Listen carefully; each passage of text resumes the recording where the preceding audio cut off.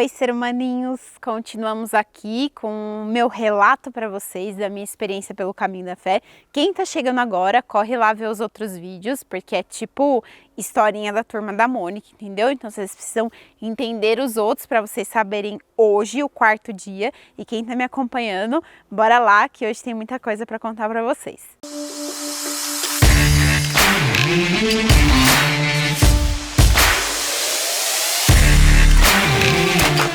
Bom, gente, chegamos então ao meio do caminho, literalmente o quarto dia, lembrando que terminei o terceiro dia em Toques do Mugi, e aí o quarto dia era um dos dias mais longos, de aproximadamente uns 66 quilômetros de pedal, no trecho de Toques do Mugi até Paraisópolis.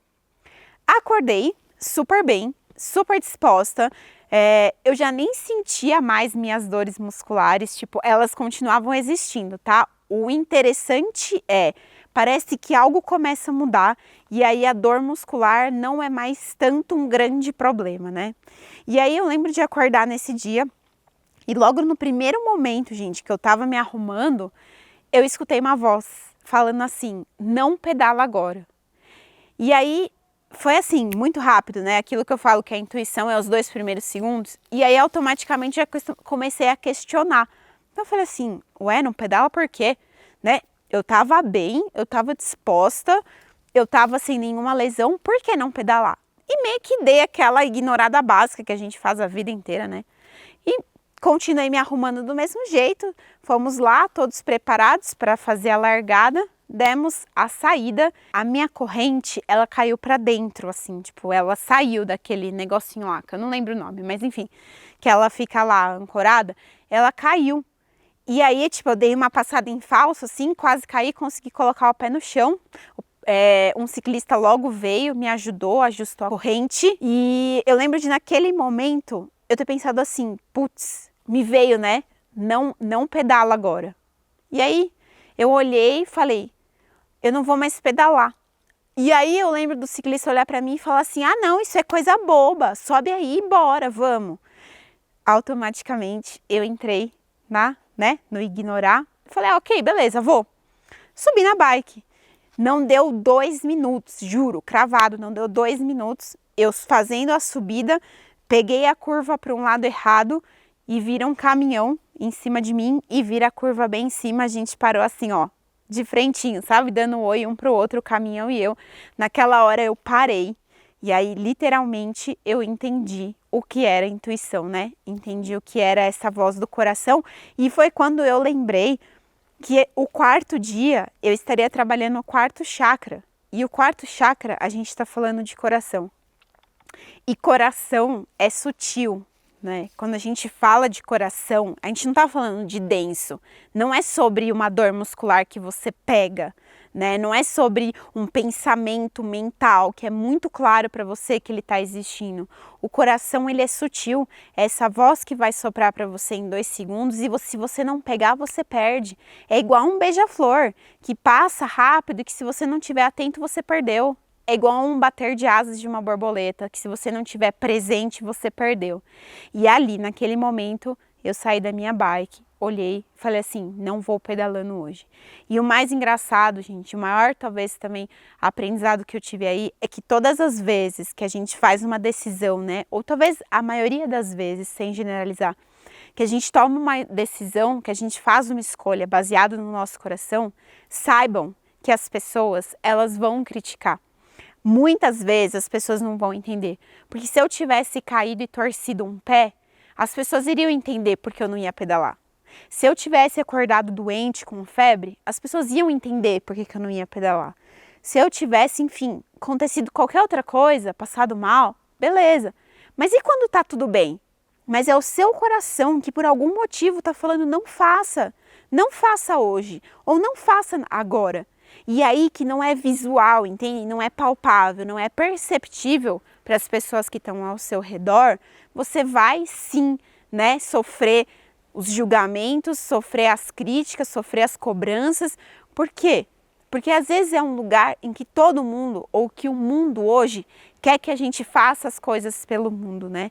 O mundo quer que a gente mostre uma grande performance, o mundo quer que a gente esteja nos pódios da vida o tempo inteiro, o mundo quer que a gente faça tudo o tempo todo. Mas será que de fato a gente está bem para fazer tudo o tempo todo? E teoricamente eu poderia estar bem fisicamente, mas vai que algo daquela primeira trajetória poderia acontecer comigo por uma desatenção ou por algum fator externo que não tivesse no meu controle e poderia ser pior para mim. Então, se o meu coração estava pedindo para mim, não faça agora, por que eu ia desrespeitar o meu coração? Ele é o único que tudo sabe, ele é o único que tudo vê, que sabe a verdade das coisas, que não está, contaminado por um ego, que não está contaminado por uma necessidade de impressionar, por uma vontade de ser aprovado, ser reconhecido. E ali naquele dia, com muita fortaleza, diferente do meu primeiro, para quem ouviu sabe, eu entrei no carro firme. Eu entrei no carro com a convicção de que eu tinha feito a escolha certa e que escolher meu coração era tudo e a única coisa que eu poderia fazer naquele momento.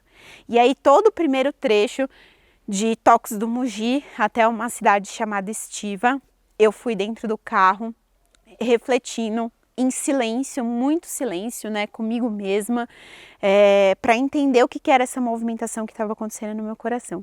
E chegando na cidade de Estiva, eu lembro de estar no carro, assim, parada, um pessoal tinha ido comprar alguma coisa para se alimentar e a mesma voz que veio na minha cabeça lá no começo do dia, veio naquela hora falando assim, agora você pedala. As pessoas, elas não estavam nem esperando que eu fosse continuar, eu acho que todo mundo imaginou que eu ia ficar no carro o percurso inteiro. E eu escutei essa voz e também não entendi, mas meio que fiquei na minha mais uma vez. E aí uma das ciclistas que estava junto ligou no meu celular, que ela tinha ficado para trás, e ela perguntou se tinha lugar no meu carro, que ela queria subir porque ela estava muito cansada. Eu falei que tinha, pedi para o pessoal voltar para buscá-la e quando chegou lá, o pessoal que estava no carro falou que não ia dar para ela subir, que não tinha espaço, que não tinha o que fazer, que não tinha como, aquilo desestabilizou ela de uma forma muito gigantesca e aí ela também naquele momento, acabou passando seus conflitos internos e ali eu entendi o que era aquilo, porque automaticamente me veio um impulso compassivo. A gente fala hoje muito de compaixão, a palavra muito da nova era é compaixão, mas será que também na prática a gente entende o que é compaixão? E eu aprendi aquele dia na prática o que é ser compassivo com alguém, o que é ter compaixão com alguém, porque não importa o credo, não importa a raça, não importa o gênero, não importa a cor da pele, não importa se é um conhecido ou um desconhecido, se você gosta ou se você não gosta. Aquilo ali, naquele momento, eu estava falando com um ser vivo. É uma espécie viva que tem o direito e merece ser feliz como todas as outras espécies vivas. E ali naquela hora me veio um impulso sem pensar meia vez, Esse mesmo lugar que eu falei para vocês da intuição, que é quando o coração joga a gente, quando ele é arrebatador, que você não tem como você fazer diferente. Que foi quando eu simplesmente decidi tirar minha bike de cima do carro, descer a minha bike e pedalar junto com aquela ciclista, porque naquele momento tudo que eu poderia oferecer para ela era a minha compaixão ao que ela estava sentindo, a dificuldade que ela estava tendo, a ela não ter uma oportunidade de ir dentro do carro, e eu simplesmente fiz aquilo por um ser vivo, que é igual a mim, que é um ser humano ali naquele momento, estava falando da mesma espécie que a minha, era um ser humano igual eu e que eu conhecia aquela dor, porque eu era a pessoa que todos os dias tinha ficado para trás. Eu fui a pessoa que por 3 dias consecutivos fui a última a chegar nos lugares. Então ela que pela primeira vez passou aquela situação, eu sabia o que era a dor dela. E aí eu desci do carro, nem pensei, botei meu capacete, falei para ela, eu vou pedalar junto com você. E aí a gente fez um restante do trecho juntas, pedalando de bicicleta, um dos trechos mais difíceis, gente, que a gente tem durante o Caminho da Fé, por muita subida, altitudes assim absurdas que a gente vai ganhando em pouco espaço de tempo, Mas foi a primeira vez que eu fiz um trecho muito difícil de um outro lugar, porque eu não estava ali naquele momento para eu me superar.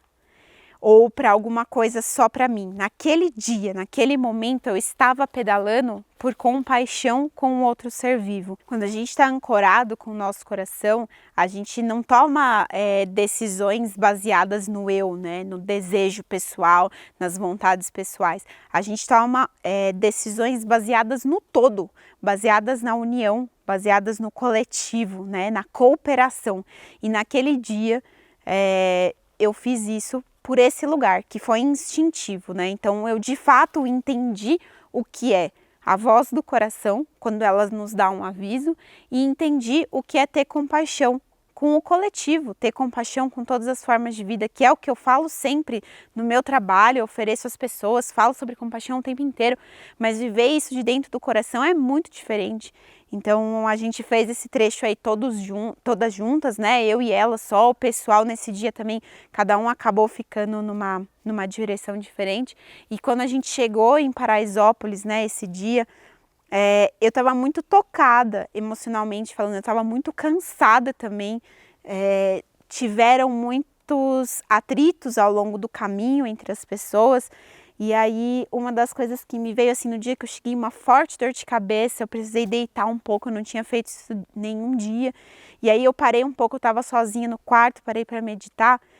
E, gente, parece que é só flores, né? Quando a gente vai falar do coração, eu só vou falar do amor, nossa, que lindo, coração, coração. Mas para a gente, de fato, chegar na essência do que é o coração, naquele lugar limpo mesmo, de amor puro, de amor genuíno, que a humanidade não conhece ainda. Não adianta falar que conhece, porque a humanidade não conhece o amor genuíno. Ninguém conhece da humanidade, a não ser os grandes avatares que tivemos, né? Mas a gente precisa passar pelas cracas, sabe? Pelas aquelas crostas, acessar de fato o nosso coração, acessar de fato a nossa essência. Primeiro, a gente precisa limpar a sujeira.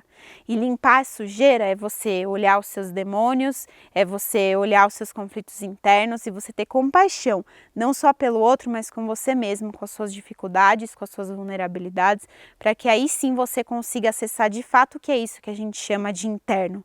De fato é isso que a gente chama de essência, né? E foi muito lindo para mim, foi muito especial ter aprendido sobre o coração dessa maneira, nesse dia, né? Como as coisas aconteceram. Então, eu espero que isso possa tocar o coração de vocês também, para refletir, né? Sobre as suas atitudes do dia a dia. Quantas vezes o teu coração te sopra, o teu coração te fala o caminho e você deixa de fazer porque o mundo está te pedindo outra coisa, porque o mundo está te pressionando alta performance, o mundo está pressionando você resultado, o mundo está pressionando que você esteja no pódio, que você esteja ganhando a medalha de ouro. E aí você deixa de escutar o seu coração, porque o mundo está te pedindo para que você faça algo que você não quer fazer.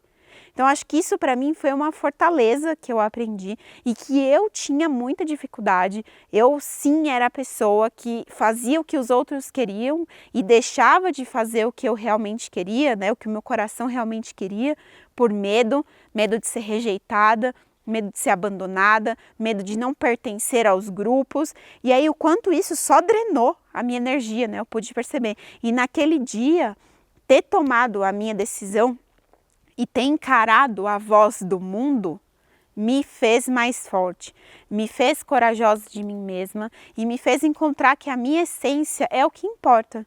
Eu fazer o que minha essência está me pedindo é o que vai me engrandecer, é o que vai me tornar uma pessoa melhor, é o que vai me ajudar a evoluir um pouquinho todos os dias para ser uma pessoa melhor, que é o que eu venho buscando. E ter compaixão pelo seu irmão, ter, né, compaixão por aquele que às vezes está ali numa dor, numa dificuldade, é o que a gente pode oferecer de mais puro, de mais genuíno enquanto ser humano, sem buscar nenhum tipo de reconhecimento, de nada em troca, porque eu não queria que ela me desse nada em troca fazendo aquilo. Eu só simplesmente estava exercendo a minha compaixão enquanto ser humano. Então, espero que um pouquinho disso inspire vocês a refletir sobre as suas atitudes diárias. Às vezes que você toma decisões com base no seu ego, com base na competição, né, com base no medo, e que você deixa de lado a parte mais bonita que há dentro de você, que é o seu coração, que é a sua essência, que é isso de fato o que eu acho que todos nós deveríamos mostrar para o mundo, né? Deixar o nosso brilho aparecer e deixar que esse nosso lugar genuíno e mais puro enquanto ser humano possa nascer daqui para frente.